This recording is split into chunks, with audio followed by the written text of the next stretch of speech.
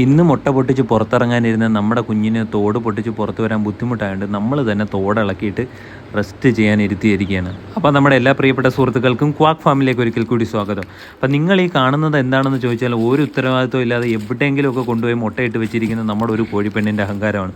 ഇവളെവിടെയാണ് മുട്ടയിടുന്നതെന്ന് കുറച്ച് ദിവസമായിട്ട് നമ്മൾ പരതി നടക്കുന്നുണ്ടെങ്കിൽ ഇന്നാണ് അങ്ങനെ അവസാനം കണ്ടുപിടിച്ചത്. ഒരു 6-7 മുട്ടയോളം നമുക്ക് കിട്ടി. അപ്പോൾ തന്നെ ഒരു 7-8 ദിവസത്തോളമായിട്ട് ഇവിടെയാണ് വന്ന് മുട്ടയിട്ടുകൊണ്ടിരിക്കുന്നത്. 1-2 മുട്ടകൾ പൊട്ടിയിരിക്കുന്നതും കണ്ടു. ഒരിക്കൽ നമ്മൾ ശ്രദ്ധിച്ചിരുന്നു കാക്കകൾ മുട്ട പൊട്ടിച്ച് കുടിക്കുന്നത്, പക്ഷേ അത് നമുക്ക് കണ്ടെത്താനായില്ല.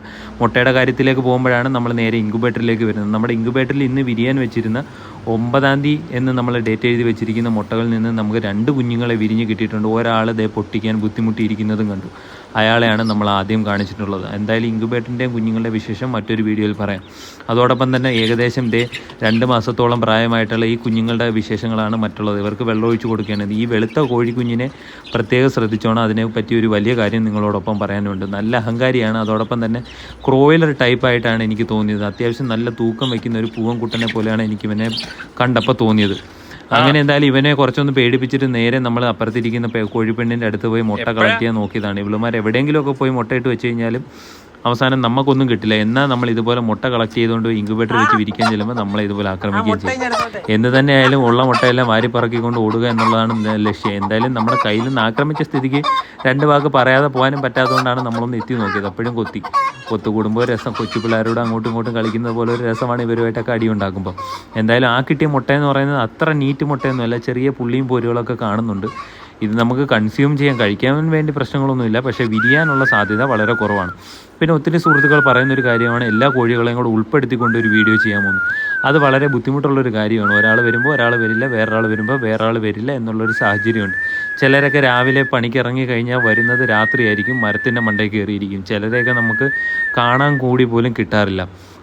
എന്തായാലും ഇപ്പോഴത്തെ പ്രശ്നമെന്ന് പറയുന്നത് നമ്മുടെ 2 സെക്ഷനിൽ കിടന്ന കുഞ്ഞുങ്ങളും കോഴികളെല്ലാവരും കൂടെ അങ്ങോട്ടും ഇങ്ങോട്ടും മിക്സായി കറങ്ങി തിരിഞ്ഞ് നടക്കുകയാണ്. മിക്സിങ്ങിൻ്റെ കാര്യം പറഞ്ഞപ്പോഴാണ് നമ്മുടെ കരിങ്കോഴികളെന്ന് നമ്മൾ പറയുന്ന ചില സുഹൃത്തുക്കളും വിശ്വസിക്കുന്ന കോഴികൾ ഇതിൻ്റെ കൂടെ ഇറക്കി വിട്ട് കഴിഞ്ഞാൽ ഇത് ക്രോസ് ബ്രീഡ് ആവില്ലേ എന്ന് ചില സുഹൃത്തുക്കൾ ചോദിക്കാറുണ്ട്. ശരിക്കും അങ്ങനെ ഇറക്കി വിടാൻ പാടില്ലാത്തതാണ്. ക്രോസ് ബ്രീഡ് ആവും. പക്ഷേ പലപ്പോഴും സംഭവിക്കുന്നത് എന്ന് വെച്ച് കഴിഞ്ഞാൽ ചില സാഹചര്യങ്ങളിൽ നമ്മൾ അവരെ മാത്രം തുറന്നു വിടുകയും യാദൃശികമായി ഇവരിൽ നിന്ന് കുറച്ച് പേരൊക്കെ പൊത്തുചാടി ഇറങ്ങി ഓടുകയും ചെയ്യുന്നതാണ്. അപ്പോൾ പിന്നെ ഇവരെ തിരിച്ച് കൂട്ടിലേക്ക് പിടിച്ചിടണമെങ്കിൽ എല്ലാവരെയും തുറന്നു വിട്ടതിന് ശേഷം എല്ലാവർക്കും കൂടെ തീറ്റയിട്ട് കൊടുത്ത് എല്ലാവരെയും കൂടെ ഒന്നിച്ച് വിളിച്ചാലേ നമുക്കിതിനകത്ത് ഒരു 90% പിള്ളേരെങ്കിലും കൂട്ടിൽ കയറ്റാൻ പറ്റും. അല്ലാതെ കന്നം തിരിഞ്ഞ് നടക്കുന്ന കുറേ കുട്ടികൾ ഇതിനകത്തുണ്ട്. അതായത് ഇപ്പോൾ പൂവന്മാരും പെടകളും ഇതിനകത്തുണ്ട്. അപ്പോൾ ഇവരെ എല്ലാവരെയും ഒരുപോലെ മേയ്ക്കുക എന്ന് പറയുന്നത് വളരെ ബുദ്ധിമുട്ടായിട്ടുള്ളൊരു കാര്യമാണ്. പിന്നെ ചില സുഹൃത്തുക്കൾ പറഞ്ഞിട്ടുള്ള കാര്യമെന്ന് പറയുന്നത് നമ്മുടെ കോഴികളെ ഇങ്ങനെ തുറന്നു വിട്ട് കഴിഞ്ഞാൽ അന്നത്തെ നാട്ടിൽ പട്ടികൾക്ക് ചിക്കൻ ഫ്രൈ ആണ് എന്നാണ്. ശരിക്കും അങ്ങനെ തന്നെയാണ്. അതിൻ്റെ ഏറ്റവും വലിയ ഉദാഹരണം ഇന്ന് ഞാൻ പറഞ്ഞുതരാം. അത് പക്ഷേ പട്ടിക്കല്ല കിട്ടിയത്, കീരിക്കോ പൂച്ചയ്ക്കോ ആയിരിക്കും. അതുകൊണ്ടാണ് നമ്മൾ കഴിഞ്ഞ വീഡിയോയിൽ പറഞ്ഞതുപോലെ ഒരു കീരി പൂച്ച കുഞ്ഞുങ്ങളെ അവിടുന്ന് ഓടിച്ചു വിട്ടത്. കീരി ഓടിച്ചു വിടേണ്ട കാര്യമില്ല. നമ്മളെ കാണുമ്പോൾ തന്നെ കീരി തനിയെ ഓടും. എന്നാൽ നമ്മുടെ കണ്ണ് ഒന്ന് തെറ്റിക്കഴിഞ്ഞാൽ അപ്പോൾ വന്ന് കുഞ്ഞുങ്ങളെ അടിച്ചുകൊണ്ട് പോവുകയും ചെയ്യും. അതിൻ്റെ വിശേഷം എന്തായാലും പറയാം. അങ്ങനെ നമ്മുടെ കോഴി പിള്ളേർക്ക് എല്ലാവർക്കും കൂടെ നമ്മൾ ചാമ്പയ്ക്കെല്ലാം കുലുക്കിയിട്ട് കൊടുത്തുകൊണ്ടിരിക്കുകയാണ്. അപ്പോൾ ഓരോരുത്തരും എന്തോ ലോട്ടറി അടിച്ച പോലെ ചിലരൊക്കെ ഇത് കൊത്തിപ്പറക്കിക്കൊണ്ട് ഓടുന്നുണ്ട്, ചിലരൊക്കെ ഇത് മൈൻഡ് ചെയ്യാതെ നടക്കുന്നുണ്ട്. എന്തായാലും ഒരു 10 മിനിറ്റിന് ശേഷം ഇവിടെ വന്ന് നോക്കിക്കഴിഞ്ഞാൽ ഇതിൻ്റെ ഒരു പൊടി പോലും കിട്ടില്ല എന്നുള്ള കാര്യം നമുക്ക് 100% ഉറപ്പായിട്ടുള്ള കാര്യമാണ്. അതുകൊണ്ട് ഇവിടെ ഒരു സാധനങ്ങളും വേസ്റ്റായിട്ട് പോകുന്നില്ല. ഇനി എന്തെങ്കിലും വേസ്റ്റായിട്ട് വരുന്നുണ്ടെങ്കിൽ നമ്മളത് ലാർവയെ പിടിക്കാനായിട്ട് നേരെ നമ്മുടെ ലാർവയുടെ വീപ്പയിൽ കൊണ്ടിടും. പക്ഷേ വീപ്പയിൽ ഇപ്പം നമുക്ക് ലാർവയെ കിട്ടുന്നുമില്ല. അതെന്താണെന്ന് അറിയില്ല. ഒരു പക്ഷേ മഴ ആണോ എന്നും സംശയമുണ്ട്. അതോടൊപ്പം തന്നെ വൈകുന്നേരമായി കഴിഞ്ഞാൽ ഇതാണ് ഇവിടുത്തെ മറ്റൊരു പരിപാടി. ഓരോരോ ഫാമിലി തിരിഞ്ഞ് ആ ഫാമിലിയുടെ ഉത്തരവാദിത്വം മുഴുവൻ ഏറ്റെടുത്തുകൊണ്ട് ഒരു പൂവൻ കാണും.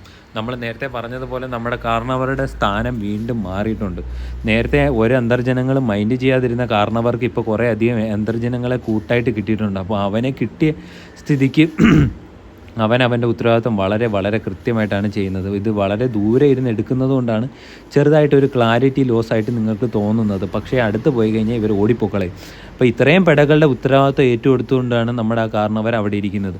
അങ്ങനെ കാർണവന്മാരെ പറ്റി പറയുമ്പോഴാണ് മറ്റൊരു വളർന്നു വരുന്ന കാർണവരെ നമ്മൾ പരിചയപ്പെടുത്തുന്നത്. ഇവൻ നമ്മുടെ 2ാമത്തെ കാറ്റഗറി പെടുന്ന അദ്ദേഹമാണ്. ഇവിടെ വൈകുന്നേരം ആകുമ്പോഴത്തേക്ക് ആരാണ് ഏറ്റവും കൂടുതൽ ആരോഗ്യമുള്ളത് എന്ന് കാണിക്കാനായിട്ട് അങ്ങോട്ടും ഇങ്ങോട്ടും ഓരിയിടലല്ല, രാവിലെ കോഴി കൂവുന്നത് പോലെ കോഴി കൂവൽ മത്സരം നടക്കാറുണ്ട്. അതിൽ പങ്കെടുത്തുകൊണ്ടിരിക്കുകയാണ് ഇദ്ദേഹം ഇടയ്ക്കിടയ്ക്ക് ഓരിയിടും. കൊക്കരിക്കും.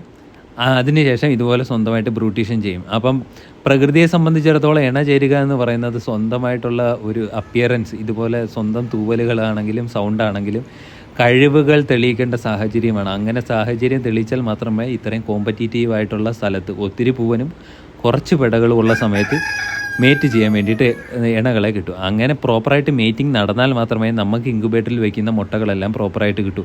ഇതുകൊണ്ട് തന്നെയാണ് നമ്മൾ നേരത്തെ പറഞ്ഞതുപോലെ കോഴികളെ തുറന്നു വിട്ടാൽ നമ്മുടെ പട്ടികളല്ല, ചാവാലി പട്ടികൾക്ക് ചിക്കൻ ഫ്രൈ കിട്ടുമെങ്കിലും നമുക്ക് തുറന്നു വിടാതെ വേറെ ചോയ്സ് ഇല്ലാത്തത്.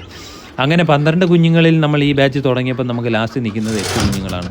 അതേസമയം വൈകുന്നേരം നമുക്ക് കളക്ട് ചെയ്ത് കിട്ടിയ മുട്ടകളും ഇത്രയുമാണ്. ഇതൊക്കെ എവിടെയൊക്കെ ആരൊക്കെ ഇടുന്നതെന്ന് ചോദിച്ചു കഴിഞ്ഞാൽ ഒരു ഐഡിയ ഇല്ല. ഇപ്പോൾ ഇടുന്ന ആളെ പിന്നെ കാണാൻ പറ്റത്തില്ല, പിന്നെ ഇടുന്ന ആളെ പിന്നെ അപ്പുറത്ത് എവിടെയെങ്കിലും ഒക്കെ ആയിരിക്കും ഇട്ട് വയ്ക്കുന്നത്. അതെന്തായാലും എങ്ങനെയോ പൊയ്ക്കൊണ്ടിരിക്കുന്നു. ഇവരെ എല്ലാവരെയും കൂടെ ഉൾക്കൊള്ളിച്ചുകൊണ്ട് ഒരു വലിയ നെറ്റാക്കി അതിലെല്ലാവരെയും പ്രോപ്പറായിട്ട് തിരിച്ചിടുക എന്നുള്ളതാണ് നമ്മളെ സംബന്ധിച്ചിടത്തോളം, നമ്മുടെ ഫാമിനെ സംബന്ധിച്ചിടത്തോളം ഇപ്പോൾ ഏറ്റവും അത്യാവശ്യം വേണ്ടുന്ന ഒരു കടമ്പ.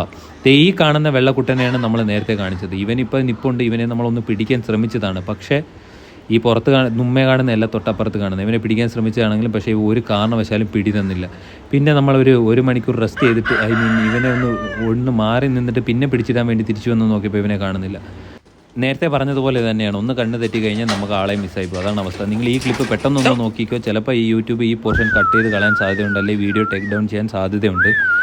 കാരണം എന്ന് പറയുന്നത് യൂട്യൂബിൻ്റെ കമ്മ്യൂണിറ്റി പോളിസി പ്രകാരം കോഴികൾ തമ്മിൽ അടി കൂടുന്നതൊന്നും നമ്മൾ ചിത്രീകരിച്ച് പുറത്തിടാൻ പാടുന്നില്ല. പക്ഷേ യൂട്യൂബിന് അറിയില്ലെന്ന് തോന്നുന്നു. ഇവർ ശരിക്കും സ്വയമേ ചെയ്യുന്നതാണ്, നമ്മൾ പറഞ്ഞ് ചെയ്യിപ്പിക്കുന്നതൊന്നുമല്ല. അങ്ങോട്ടും ഇങ്ങോട്ടും നേരത്തെ പറഞ്ഞതുപോലെ പ്രകൃതിയുടെ ഒരു പരിപാടി ചെയ്യുന്നു. അങ്ങനെ എന്തായാലും നമ്മൾ എല്ലാവരെയും കൂടെ വിളിച്ച് കൂട്ടിലേക്ക് കയറ്റി നടക്കാനുള്ള ശ്രമത്തിലാണ്. പഴയ ചോറൊക്കെ ഇട്ട് കൊടുക്കുന്നുണ്ട്. അതൊക്കെ എടുത്ത് കൊടുത്തു ഈ കൂട് അടച്ചതിന് ശേഷം നേരെ അപ്പുറത്തെ കൂട്ടിലും പോയി അവിടെ ഇട്ട് കൊടുക്കുന്നു. അപ്പോൾ എല്ലാ കൂട്ടിലും നമ്മൾ തീറ്റകളൊക്കെ കൊണ്ടിട്ട് മാക്സിമം ആൾക്കാരെ പിടിച്ച് കയറ്റാൻ നോക്കിയാലും എത്രയൊക്കെ ചെയ്ത് നോക്കിയാലും കൂട്ടിൽ കയറാൻ കൂട്ടാക്കാത്ത കുറേ തലതെറിച്ച ടീമുകളുണ്ട്. അതിലേറ്റവും വലിയ ഉദാഹരണമാണ് നിങ്ങളിത് ഏതാനും നിമിഷങ്ങൾക്കുള്ളിൽ കാണാൻ പോകുന്നത്. നമ്മുടെ പഴയ കാരണവർ കുറച്ച് ബിൽഡപ്പിന് വേണ്ടിയിട്ടാണെന്ന് തോന്നുന്നു, സ്വന്തമായിട്ട് അലങ്കരിച്ചിട്ടുകൊണ്ടൊക്കെ വന്ന് കയറിയിട്ടുണ്ട്. ഞാനാണ് ഇവിടുത്തെ രാജാവെന്ന് കാണിക്കാൻ വേണ്ടിയിട്ടാണെന്ന് തോന്നുന്നു. അവൻ്റെ നെഞ്ചത്ത് കുറേ പൂമാല പോലെ ഇലയും തലയെല്ലാം കൂടെ ഒട്ടിച്ചുകൊണ്ട് വന്ന് ഇവിടെ കയറി നിൽക്കാനുള്ള ശ്രമത്തിലാണ്. പക്ഷേ ഞാൻ നിൽക്കുന്നത് കൊണ്ട് തന്നെ അവന് നല്ല പേടി തോന്നിയിട്ട് അവൻ കയറാതെ പോയിട്ടുണ്ട്. അപ്പോൾ ഇവ എന്തായാലും പൊതുവേ ഒരു ദിവസങ്ങളിലും കൂട്ടിൽ കയറാറില്ല. പിന്നെ യാദൃശ്ചികമായെങ്ങാനും കൂട്ടിൽ തീറ്റ എടുക്കാൻ വേണ്ടി ചെന്ന് കയറുമ്പോൾ അടച്ച് കിട്ടിയാൽ ഭാഗ്യം. ഇതാണ് നമ്മുടെ വീണ്ടും സ്ഥാനക്കയറ്റം കിട്ടി ഇപ്പോഴത്തെ ഇടകളുടെ എല്ലാം കാരണവരായി മാറിയിട്ടുള്ള പഴയ കാരണവർ. അപ്പോൾ നമ്മുടെ കാരണവരെ പരിചയപ്പെടാത്ത ഏതെങ്കിലും സുഹൃത്തുക്കളുണ്ടെങ്കിൽ നോക്കി വെച്ചോളൂ. ഇവനാണ് നമ്മുടെ മെയിൻ കാരണവർ. അപ്പോൾ ഇതുവരെ വീഡിയോ കൊണ്ട് സപ്പോർട്ട് ചെയ്ത എല്ലാ സുഹൃത്തുക്കൾക്കും നന്ദി. സപ്പോർട്ട് ചെയ്യാൻ മറക്കരുത്. Thank you so much.